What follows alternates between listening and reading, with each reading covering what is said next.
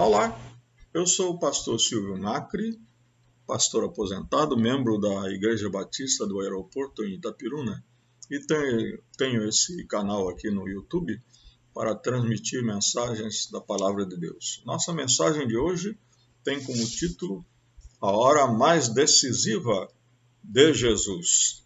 Está baseada em Lucas, capítulo 22, versículos 39 a 53, passagem que vamos ler agora.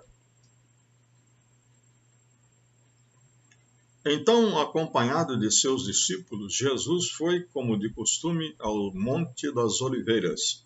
Ao chegar, disse: Orem para que vocês não cedam à tentação.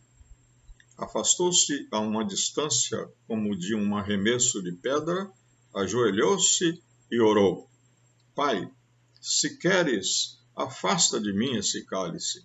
Contudo, seja feita a tua vontade e não a minha. Então apareceu um anjo do céu que o fortalecia. Ele orou com ainda mais fervor, e sua angústia era tanta que seu suor caía na terra como gotas de sangue. Por fim, ele se levantou, voltou aos discípulos e os encontrou dormindo, exaustos de tristeza. Por que vocês dormem? Perguntou ele. Levantem-se e orem para que não cedam à tentação. Enquanto Jesus ainda falava, chegou uma multidão conduzida por Judas, um dos 12. Ele se aproximou de Jesus e o cumprimentou com um beijo.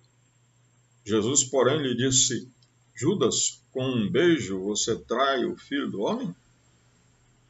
Quando aqueles que estavam com Jesus viram o que ia acontecer, disseram: Senhor, devemos lutar? Trouxemos as espadas. E um deles feriu o servo do sumo sacerdote, cortando-lhe a orelha direita. Mas Jesus disse: Basta, e tocando a orelha do homem, curou-o. Então Jesus se dirigiu aos principais sacerdotes, aos capitães da guarda do templo e aos líderes do povo que tinham vindo buscá-lo.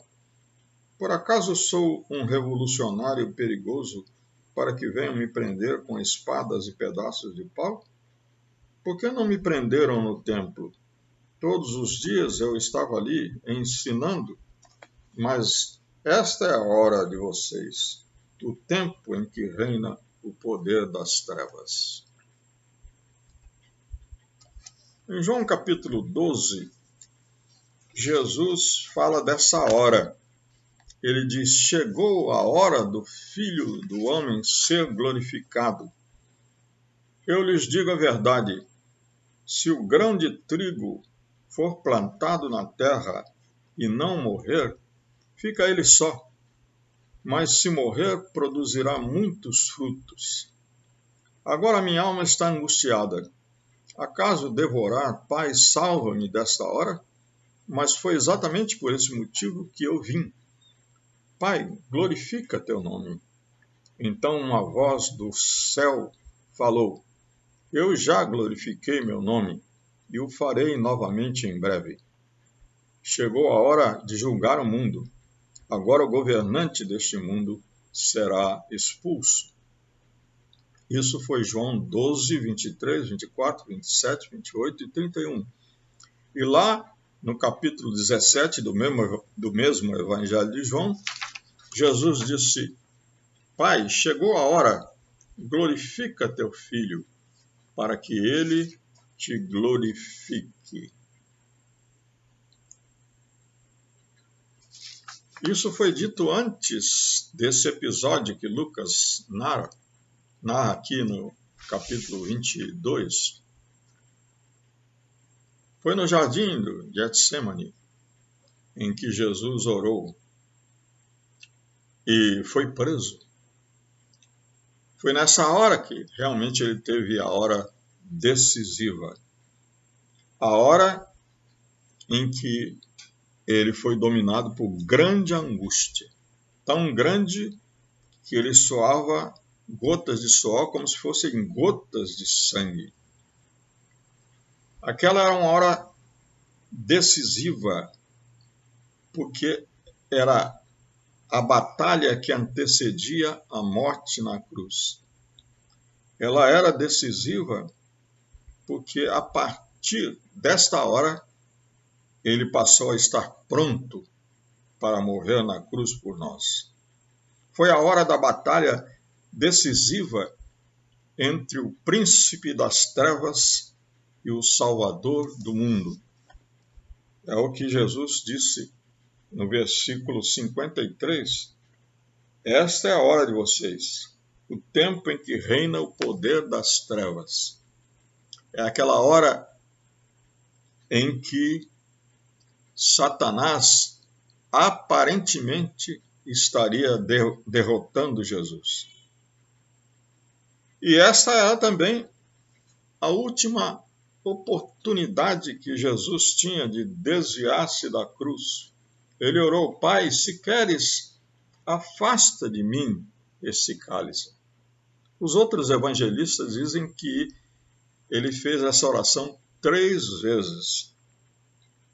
Mas 3 vezes ele também disse para Deus: seja feita a tua vontade. Já vamos falar sobre isso. O apóstolo Paulo diz que a nossa luta não é contra inimigos de carne e sangue. Diz ele: nós não lutamos contra inimigos de carne e sangue, mas contra governantes e autoridades do mundo invisível, contra grandes poderes deste mundo de trevas e contra espíritos malignos nas esferas celestiais. A batalha de Jesus não era contra aqueles líderes e aqueles soldados, aquelas pessoas que vieram prendê-lo. A batalha de Jesus era contra Satanás. E foi justamente nesta hora que Jesus triunfou. Aliás, foi pela decisão de Jesus de enfrentar a cruz que ele triunfou sobre esses poderes. Como diz o mesmo apóstolo Paulo na carta aos Colossenses, capítulo 2, versículos 14 e 15, diz que ele cancelou o registro de acusações contra nós, removendo-o e pregando-o na cruz. Desse modo, desarmou os governantes e as autoridades espirituais e os envergonhou publicamente ao vencê-los na cruz. Jesus suportou a vergonha da cruz por nossa causa.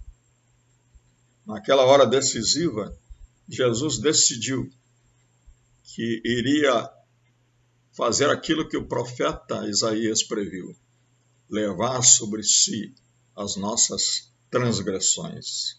Hebreus capítulo 12, versículo 2 diz que Jesus, o líder e aperfeiçoador da nossa fé, por causa da alegria que o esperava, suportou a cruz, sem se importar com a vergonha. Agora ele está sentado no lugar de honra, à direita de Deus.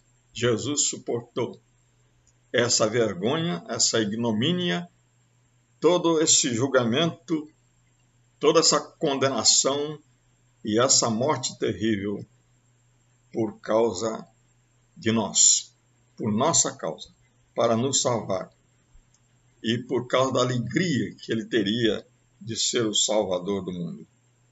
Essa foi uma hora decisiva também, porque era a hora em que a dimensão do sofrimento de Jesus se tornou bem clara para ele. O versículo 44 do texto que nós lemos tem uma palavra em grego muito interessante. Diz assim: ele orou ainda com mais fervor, e a sua angústia era tanta que o seu suor caía na terra como gotas de sangue. A palavra que está em grego é a sua agonia. Agonia é um sofrimento extremo, que diríamos assim, quase insuportável. A agonia de sentir de mencionar o sofrimento que ele enfrentaria na cruz, realmente fez com que Jesus sofresse muito. E em Hebreus capítulo 7, o autor da carta aos Hebreus menciona isso, diz que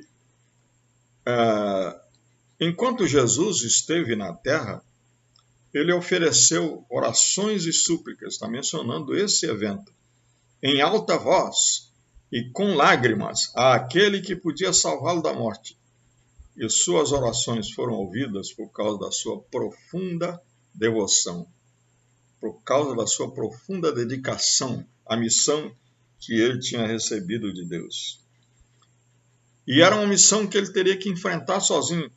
Aí então que o seu sofrimento se tornava maior ainda, como nós vemos no Evangelho de Marcos, no capítulo 34, que ele menciona que por volta das 3 horas da tarde, ali pregado na cruz e perto já de morrer, ele exclamou: Eloi, Eloi, lama sabachthani. Uma palavra, aliás, uma frase em aramaico, que quer dizer: meu Deus, por que me abandonaste?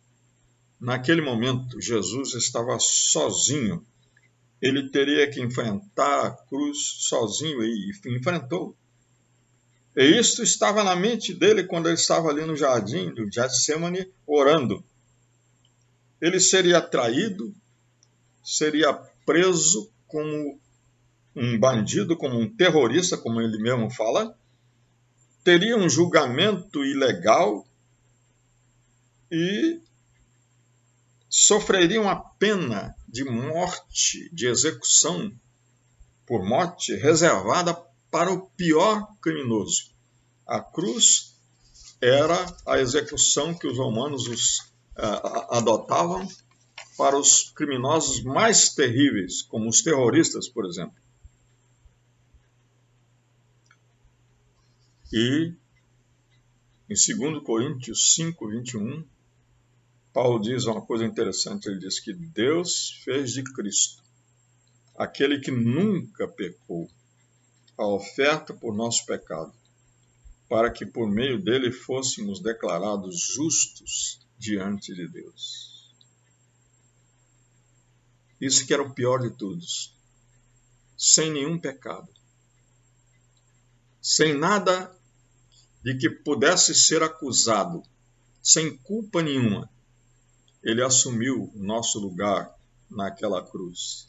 E isto, nesta hora decisiva, pesava muito sobre ele.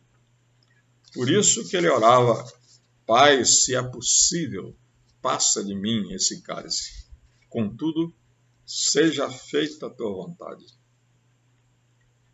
Foi a hora, então, em que Jesus precisou decidir se queria fazer de fato a vontade do Pai. A oração dele 3 vezes foi essa: seja feita a tua vontade e não a minha. Jesus não foi obrigado a tomar o cálice. Ele pediu: se possível, passa de mim esse cálice. Mas ele consentiu em tomar esse cálice. Ele decidiu por sua própria vontade. Como nós também temos que decidir por nossa própria vontade se cremos nele, se aceitamos esse sacrifício na cruz por nós ou não. A vontade de Jesus não está em oposição à vontade do Pai, nunca esteve. Pelo contrário, ele pede nessa oração, nessa hora decisiva, que o Pai faça a vontade dele. Em Gálatas, capítulo 1, versículo 4, diz assim: Jesus entregou sua vida por nossos pecados, a fim de nos resgatar deste mundo mau, conforme Deus, nosso Pai, havia planejado. Então, ele pessoalmente entregou. Como ele disse no Evangelho de João, Ninguém toma a minha vida de mim. Eu mesmo a dou voluntariamente. E lá no capítulo 2, versículo 20, dessa mesma carta aos Gálatas, Paulo diz: o Filho de Deus me amou e se entregou por mim. Então, a vontade de Deus tornou-se a vontade de Jesus. E a vontade de Jesus tornou-se a mesma que Deus tinha planejado, de morrer na cruz em nosso lugar. E foi ele que decidiu nessa hora. Foi isso que ele decidiu nessa hora. Uma hora decisiva. E foi a hora que, como ele disse antes, lá no Evangelho de João, em que o diabo foi derrotado, em que Jesus triunfou dos poderes malignos nas trevas espirituais e os envergonhou por sua vitória. Logo após esse momento, no jardim de Getsemane, nós vemos que Jesus foi preso, foi julgado, foi condenado, foi morto.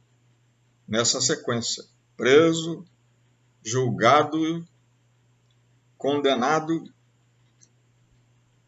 e morto. Mas o seu sacrifício não foi em vão. O apóstolo Paulo diz assim: graças a Deus, que nos dá a vitória sobre o pecado e sobre a morte, por meio de nosso Senhor Jesus Cristo. E ele anima, encoraja os seus leitores. Portanto, meus amados irmãos, sejam fortes e firmes. Trabalhem sempre para o Senhor com entusiasmo, pois vocês sabem que nada do que fazem para o Senhor é inútil. Pela vitória de Jesus, nós podemos agora trabalhar e servir a Deus com entusiasmo. Amém?